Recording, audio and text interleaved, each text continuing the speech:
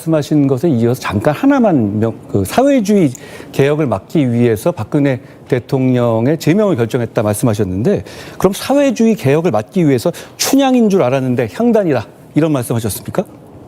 춘향인 줄 알았는데 향단이었다. 그 말은 본인이 하신 말씀, 제가 그래 한 게 아니고 국민들이 그렇게 생각했다, 그런 취지로 말했습니다. 다시 한번 보시죠. 예, 본인 입에서 나온 말은 아닙니까? 아니, 내가 그랬죠. 국민들이 이렇게 생각한다. 그렇게 말씀하신 건 맞죠? 예. 자, 작년 11월 21일 날 페이스북에 이런 게시를 하셨습니다. 이재명, 김혜경 부부의 법카 기소 관련해서 꼭 이런 것도 기소해야 옳았냐? 많이 묵었다 아이가. 이 시점에 그런 것까지 기소해 오해를 산다라는 식으로 법카 기소에 대해서 문제점이 있고 잘못된 것처럼 말씀하셨습니다. 그게 어떤 취지인지 간단하게 설명해 주시겠습니까? 한동훈 후보가 법무부 장관 하면서 검사 200명 동원해서도 이재명이 못 잡았잖아요. 대장동 비리 사건 경우에 수천억의 이익을 제3자한테 줬는데 그게 무슨 공짜로 줬을까요? 그럼 뭘 그 이득을 취했는지 그걸 조사를 했어야죠. 그거 못 찾았잖아요. 그거 못 찾고 나중에 안 되니까 지방자치단체장이 차 타고 다닐 때 뭐 기름값 이런 걸 기소하는 게 그게 정상입니까? 예. 자, 법인카드, 지방자치단체장이 법인카드 가지고 과일 사먹고 샴푸 사고 이런 정도는 해도 된다는 인식을 갖고 계신 건가요? 말을 그래 하면 안 되죠. 법무부 장관 좀 한 사람이. 아니, 그 정도 가지고 자꾸 작은 걸 끄집어내서 기소한다 이겁니다. 자, 그러면 다시 한번 묻습니다. 샴푸 사고, 제사하고 이런 것들, 과일 사 먹고 하는 거 경기도 법화로 써도 그 정도는 기소하면 안 된다, 이런 생각이시네요? 기소하면 안 된다가 아니고 왜 큰 걸 놔두고 사소한 그걸 잡아가지고 그것도 기소하고 해가지고 정치적 논쟁거리로 만드냐 그 말입니다. 정치적 논쟁이 아니라 국가의 재산을 가지고 개인이 그렇게 사용하면 안 되는 거죠. 그건 그러면 홍 후보님 대통령 되시면 밑에 있는 다른 직원들이 그렇게 하면 그거 그냥 놔두실 거예요? 그래 안 하죠. 나는 그래 안 하죠. 자, 저는 이렇게 묻고 싶습니다. 저는 홍 후보님이 이렇게 말씀하신 거 혹시 이런 거 관계가 있는 거 아닙니까? 2015년에 이런 페이스북 게시 쓰셨어요. 특활비 나오면 남은 돈 집사람에게 생활비로 주곤 했고 그 돈들 모아서 집사람 비자금 만들어서 2004년 8월부터 우리은행 전농동 지점에 대여금도 금고 빌려서 3억가량 가지고 있었다, 이런 말씀 하신 적 있습니다. 그렇죠? 그런 말 했죠. 특활비 개인적으로 갖다 쓰면 됩니까? 특활비를 쓴 게 아니고 이거는 내가 설명을 좀 해줘야 되겠어요. 그때도 오해가 있었는데 내가 해명을 여러 차례 했습니다. 국회의원 할 때 절반의 세비를 집에 생활비로 줍니다. 나머지 절반은 한 500만 원 정도 되죠. 그 돈은 제 정치 비용으로 씁니다. 그러나 원내대표 겸 국회 운영위원장을 하면 특활비가 나와요.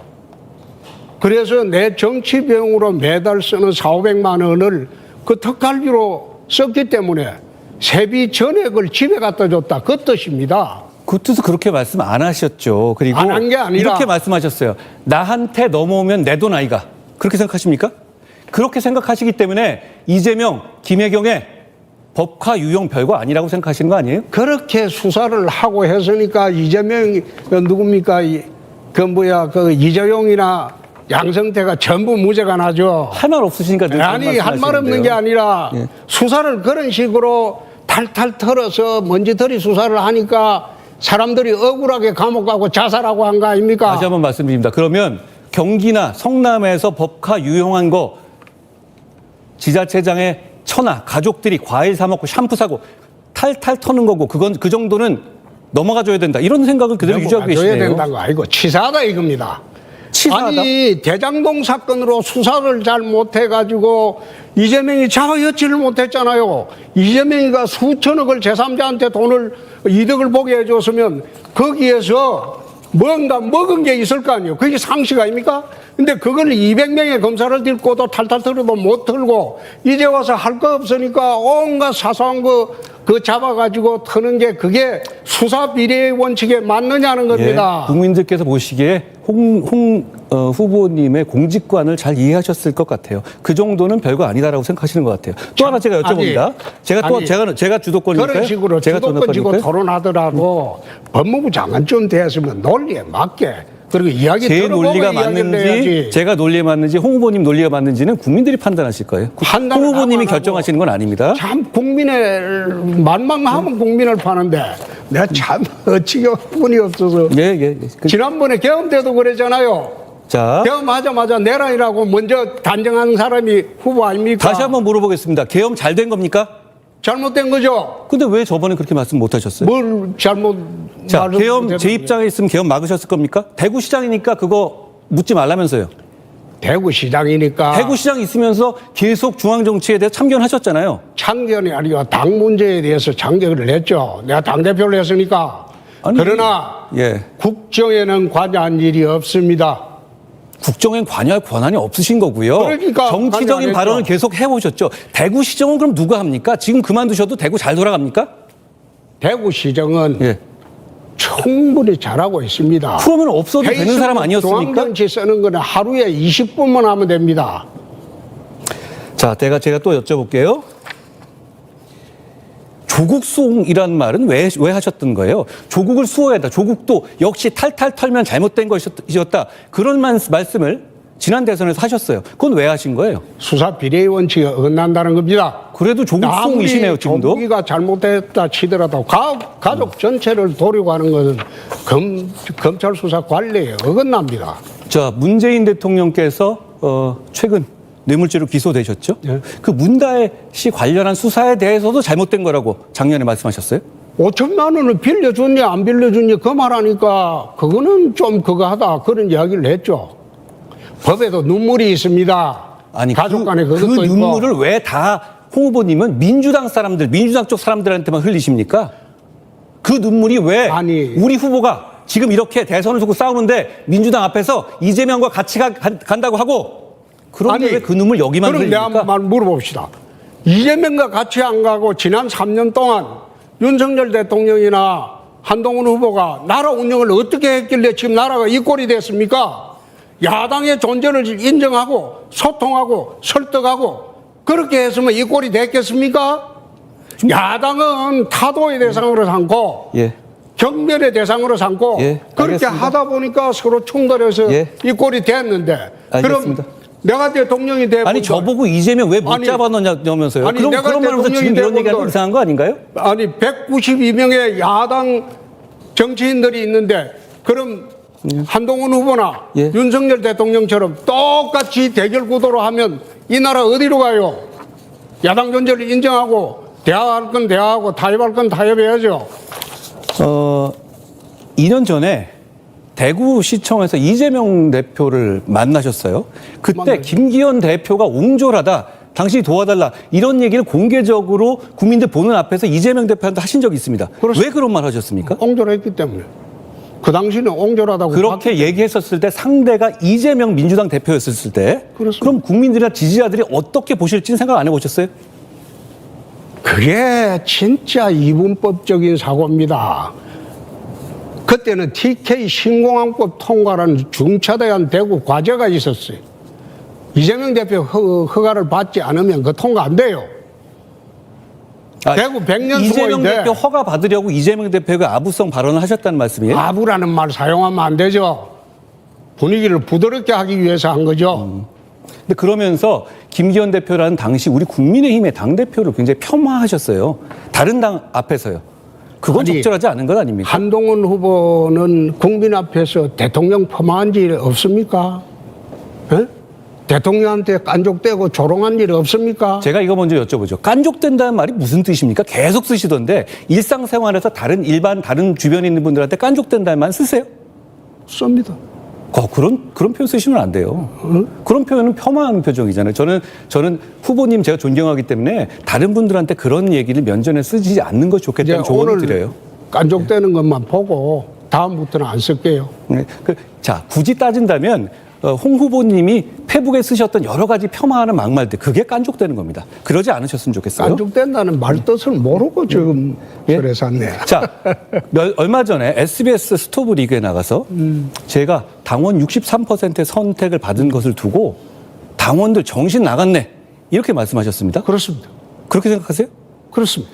63% 당원들이 국민의힘의 당원들이 정신 나갔다 이렇게 생각하세요? 그렇죠. 지금 몇 달 안 있어가지고 당 운영 잘못하고 나라 운영 잘못해가지고 계엄 터지고 그 다음에 지금 탄핵 당하고 그러니까 그때 뽑았던 당원들이 기분 나쁘죠. 어떻게 저런 후보를 뽑았나? 아니요, 제 말씀은 지금 저를 비판하신 게 아니라 그 말씀은 우리 당원을 비판하신 거잖아요. 그 말씀 사과하실 생각 없으십니까? 지금 내가 사과하라면 하죠. 뭐 제가 요구 드린 건 아니지만 게다가 그 앵커가 정말요 했더니 뭐라고 말씀하셨냐면 이런 말 왜 하면 안 되냐라고 당당하게 말씀하셨어요.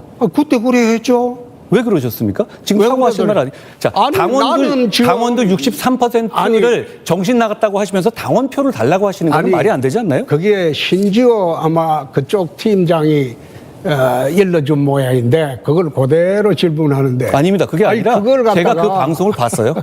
생각해 보세요. 나는 이게 한동훈 대표가 들어오면 정부 여당의 결말이 그때 보였다 이 말이에요. 뚜렷하게.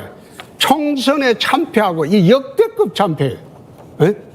192대 108이라는 숫자는 해방 이후에 이런 숫자 없어요. 그래 참패한 사람을 다시 당대표로 들르니까 이 정신 나간 사람들 아이가 그 말로 했죠. 당원들이요? 그리고 앞으로도 저게 틀림없이 당이나 나라를 망칠 건데 망쳤잖아요 지금. 자, 제가 아까 말씀드린 다시 한번 요청드리죠. 그래도 당원들한테 정신 나갔다고 하신 거는 과하셨던 것 같아요. 기회를 드리겠습니다. 사과하시면 어떻습니까? 사과가 했잖아. 아, 아까 하신 겁니까? 예. 뭐 저한테 사과하실 것은 없으니까요. 예. 이 말씀을 또 드립니다. 3번을 최근 몇 년간에 계속 사퇴하셨어요. 그렇죠? 사퇴를 하셨습니다. 선출된 자리에서. 예. 그렇죠? 이 사퇴가 출마하려고 이번에 대구시장 사퇴하셨죠? 그렇죠.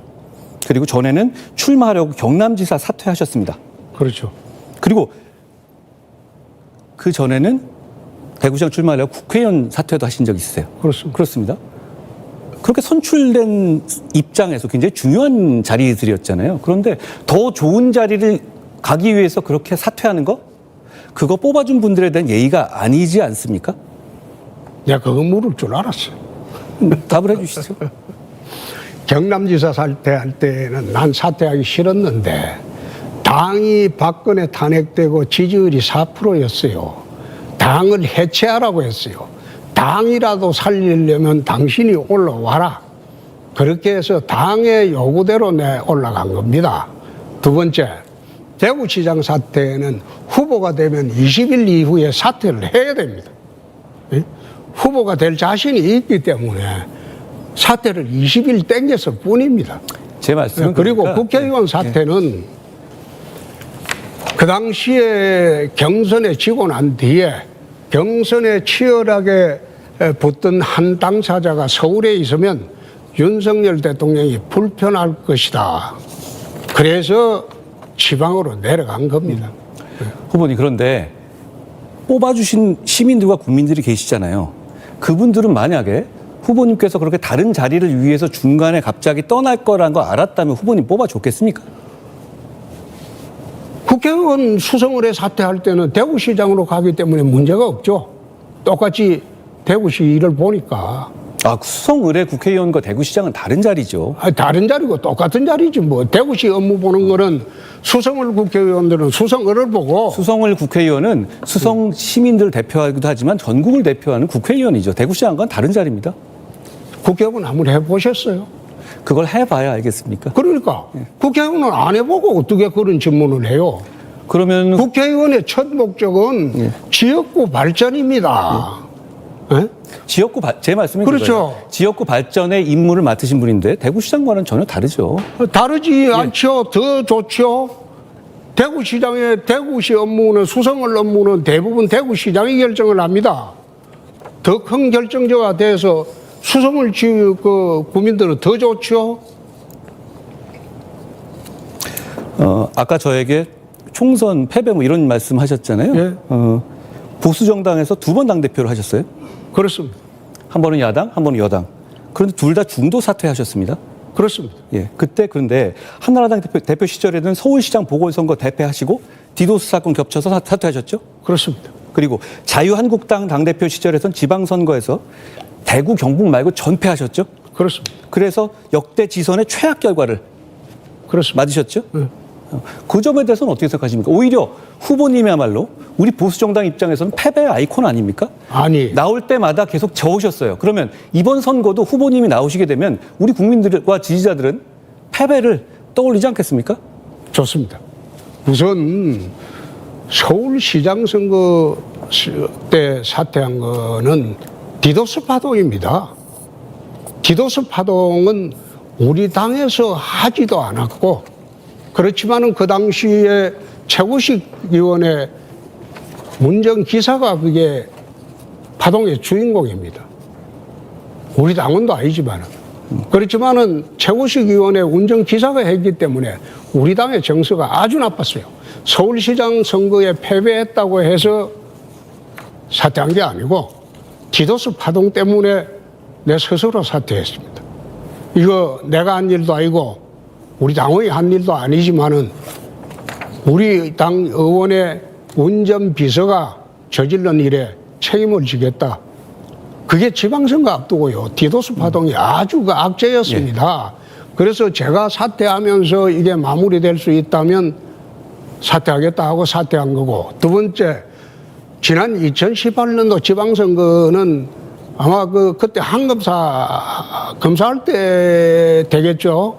그때 왜 패배를 했겠습니까? 트럼프하고 문재인하고 합작해서 남북 평화회담을 했어요. 김정은하고. 그때 국민의 80%가 곧 통일이 되는 줄 알았어요. 그 분위기 속에서 후보님 좀 짧게 내가 말씀해 남북 주시면 정상회담은 후보님 좀 짧게 해주시면 좋겠습니다. 위장평화회담이다. 예. 자, 무슨 얘기인지 그래 했는데 알겠습니다. 막말했다고 난리를 자, 쳐서 후보님, 책임지고 후보님, 사퇴했습니다. 후보님이 대패한 건 이렇게 다 설명하고 변명이 많으신데 매번 저한테 총선 패배했다고 말씀하시지 않습니까? 그럼 총선 자, 패배 들어보세요. 설명해 보세요. 자, 총선 패배 이후에 제가 총선 패배를 왜 했는지 설명해 그 보세요. 이후에 당대표를 63% 당선됐죠. 그러면 그 당원들은 이 총선 패배의 이유가 어디 있는지를 몰라서 그렇게 생각하셨다고 생각하세요? 아니. 당원들을 그렇게 폄하하십니까? 아니. 제 말씀은 총선 과정에서 있었던 여러 가지 일들 거기에 대해서는 아시는 분들 다 아시잖아요. 그리고 총선 이후에 특히 홍 후보님이 대통령님하고 여러 차례 뭐 회동도 하시고 그러면서 저한테 공격을 많이 하셨죠. 페북에도 많이 쓰시고. 네. 저거 어른스럽지 않은 아니, 행동이었다고 생각해요. 내가 하나는 이야기할게. 총선 패배 후에 이건 국민도 알아야 되니까 사흘 뒤에 대통령이 이제 관저 만찬을 하자고 연락이 왔어요. 그래서 내가 관저 만찬을 갔습니다. 이제 집사람하고 같이 오라고 해서 제가 알기로는 먼저 요청하셨다고 들었는데 아닙니까? 그런 건 한동훈 후보처럼 거짓말하지 않아요, 나는.